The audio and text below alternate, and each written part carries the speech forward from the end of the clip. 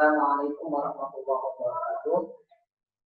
Apa kabar anak-anak Pak Guru yang Pak Guru rindukan? Semoga kalian di sana dalam keadaan sehat dan senantiasa dalam lindungan Allah Subhanahu wa taala. Berjumpa kembali dengan Pak Guru ya.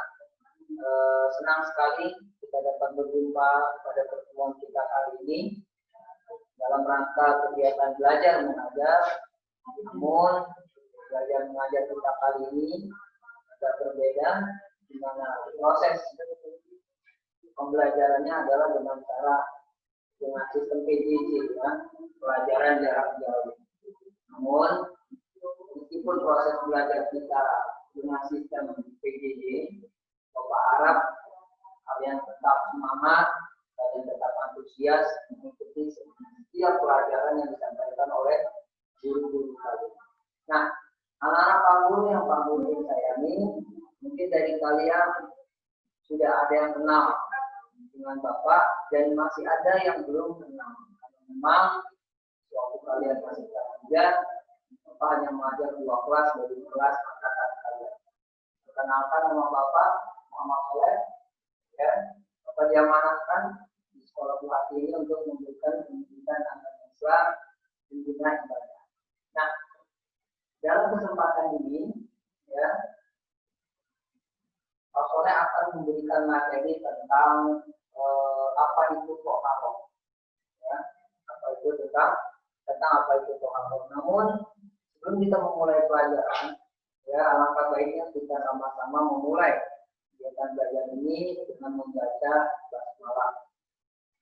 Bismillahirrahmanirrahim dan doa memohon kecerdasan. Rabbi zidni ilma warzuqni fahma. Amin amin ya rabbal alamin. Nah, teman-teman, ada sebuah pertanyaan ya. Nanti silakan kalian jawab dengan cara kalian menuliskan di kolom komentar di bawah video yang telah kalian buka di YouTube nanti ya. Pertanyaan pertama, anggota tubuh mana yang ketika kalian potong, ketika kita potong itu tidak mengeluarkan darah? Silakan jawab di kolom komentar. Kedua, pertanyaan kedua, ya, kalau kalian bisa jawab. Tukang apa yang ketika dagangannya tidak laku, ya, itu nangis. Ketika laku dia nangis juga. Tukang apa ya? Silakan jawab di kolom komentar. Baik, mudah-mudahan pertanyaan itu bisa memancing kalian ya, bisa menstimulus semangat belajar kalian. Kita masuk pada materi ya. Apa materi kita tadi mengenai toharoh ya. Baik, silakan next. Nah, teman-teman, berbicara mengenai toharoh ya. Mungkin kalian pernah mendengar kisah di mana Rasulullah Shallallahu Alaihi Wasallam ketika suatu hari melintas di area pemakaman yang bersama para sahabat, lantas Rasul bersabda, berlindunglah kalian dari azab kubur. Sesungguhnya 2 orang penghuni kubur di dalam sana sedang disiksa oleh Allah Subhanahu Wa Taala, bukan perkara besar, namun karena perkara. Lalu para sahabat bertanya, gerangan apa ya Rasulullah yang menyebabkan kedua penghuni kubur itu disiksa? Tahukah kalian? Kubur yang pertama karena orang itu tidak menjaga dirinya dari air sendiri, ya, atau kita kenal dengan beakan. Artinya apa? Makam yang pertama, penghuni makam atau penghuni kubur yang pertama itu disiksa di dalam kubur lantaran dia tidak mampu menjaga kesucian diri, dia tidak bersih ketika dia melakukan istilah itu. Kecil dosa yang dia lakukan bukan membunuh orang, merampok, berjudi, minum minuman keras, bukan. Tapi dia disiksa hanya karena dia tidak bersih ketika dia istinja saat dia selesai ya. Lalu penghuni kubur yang kedua disiksa oleh malaikat di dalam kubur karena apa? Dia suka bermadu domba, dia suka gibah, ya, berkata kepada yang si A, berbeda, berkata kepada yang berbeda, menyampaikan hal-hal atau berita-berita hoax sehingga satu sama lain saling bermusuhan, satu sama lain saling berantem. Inilah dua siksa orang yang berada di dalam kubur. Lalu Rasul pun langsung meraih atau mengambil pelepah pohon kurma, dibelah dua pelepah pohon kurma yang masih basah itu. Rasul pun menancapkan ya kedua potongan pelepah itu di antara dua makam tersebut. Lalu sahabat bertanya, apa tujuannya Rasul? Rasul menjawab dengan sabdanya, aku berharap dengan selama masih basahnya pelepah kurma ini, Allah ringankan kubur bagi kedua penghuni. Nah, teman-teman, ini menjadi peringatan bagi kita semua, ya, khususnya kita seorang Muslim yang harus menjaga kesucian diri kita, menjaga kesucian jiwa kita, ya, untuk berhati-hati, untuk senantiasa memperhatikan jangan sampai ibadah sholat yang kita kerjakan, ya, ibadah tawaf yang kita kerjakan, Allah tolak, Allah tidak terima. Kenapa? Karena kita tidak memperhatikan kebersihan dari ibadah atau di akal kita. Teman-teman, kita masuk pada materi pengertian soal maaf nah, kita masuk pada koharo. Ya. Apa sih Pak koharo itu? Ambil koharo. Oke, next Pak. Nah, koharo itu artinya menurut bahasa. Kita pahami dulu secara bahasa. Koharo menurut bahasa adalah bersih atau suci. Ya, dia. Bagaimana penampilan kita? Apakah wajah kita bersih, baju kita bersih, ya? Lalu lingkungan tempat kita, tempat tinggal kita, ruang belajar kita, tempat tidur kita, ya, apakah sudah kita perhatikan bersih atau tidak? Lalu rumah di kamar kita, tidak harus kamar kita itu selalu dibersihkan oleh pembantu, oleh ibu kita, tidak. Nah, kita sebagai seorang Muslim memiliki tanggung jawab terhadap diri kita dan terhadap apa-apa yang kita miliki bersihkan. Ya, bersihkan tempat tidur kita, segala alat-alat yang biasa kita pakai, bahkan sepatu sekolah. Ya, jika kalian mampu lakukan. Apalagi dalam keadaan pelajaran PJJ seperti ini, itu waktu-waktu kalian di rumah lebih banyak, ya, sehingga kalian memiliki peluang untuk membantu melakukan bersih-bersih di rumah. Lalu koharo secara istilah fikih, ya. Secara istilah syariat, koharo adalah membersihkan diri, ya, atau bersuci dari hadas dan najis. Itu secara istilah. Jadi kita bersihkan diri kita ini dari hadas dan najis. Hadas itu terdiri dari dua. Ada hadas kecil dan hadas besar. Lalu apalagi yang termasuk ke dalam kotoran yaitu najis.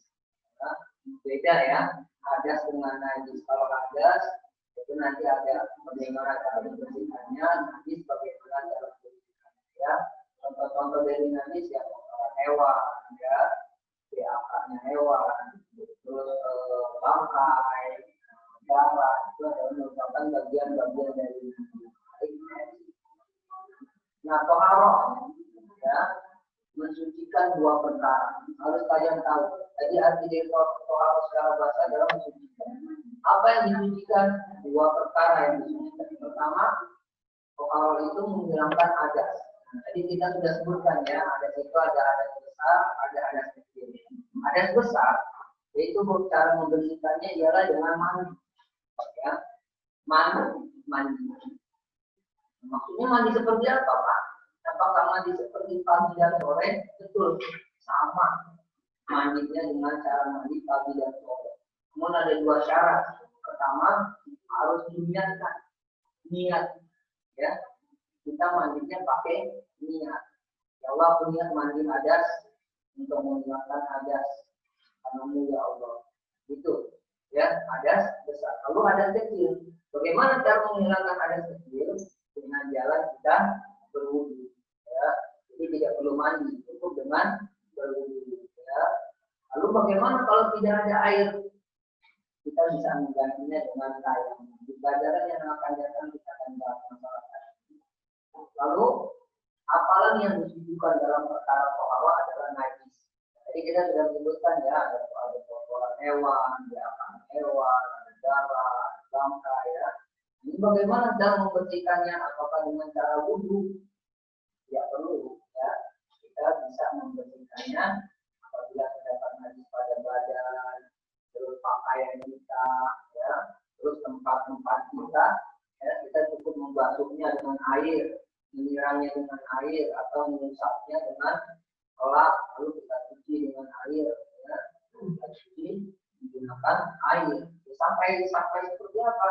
Sampai warnanya hilang, ya, jenisnya hilang, baunya juga hilang. Itu yang pertama kita membersihkan kotoran lewat dari baju kita, ya bersih, masih hilang, tapi baunya belum hilang. Nah, coba kalau baju kamu kena kotoran sapi, ya, baunya masih ada, dijamin teman-teman kalian nggak ada yang mau dekat sama kamu ya. Kamu datang kayak bau sapi ya, enak aja. Orang di sebelah sana ada yang lagi dagang sapi, gitu, ya udah nih. Ya, nah baik teman-teman. Ini perkara toharoh ya. Nah, ada macam-macam air. Nah, berbicara masalah toharoh ini terkait erat sama yang namanya air ya. Perkara air. Apa sih Pak? Kok bicaranya dengan air? Karena memang alat utama untuk melakukan toharoh adalah air ya. Nah, pertama ada air mutlak. Air, apa sih air mutlak? Air mutlak ini adalah air yang dapat suci lagi mensucikan ya. Maksudnya suci mensucikan, air ini boleh dipakai buat minum, dipakai buat wudhu, dipakai buat mandi. Contoh pertama air hujan. Yang termasuk air mutlak adalah air hujan. Nah ini air suci sekali, belum tercampur dengan apapun karena dia langsung turun dari langit Allah kirimkan. Yang kedua adalah air laut. Kita tahu air laut itu melimpah ruah. Kalian kalau lagi mau wudhu, ya itu bisa. Pada suatu ketika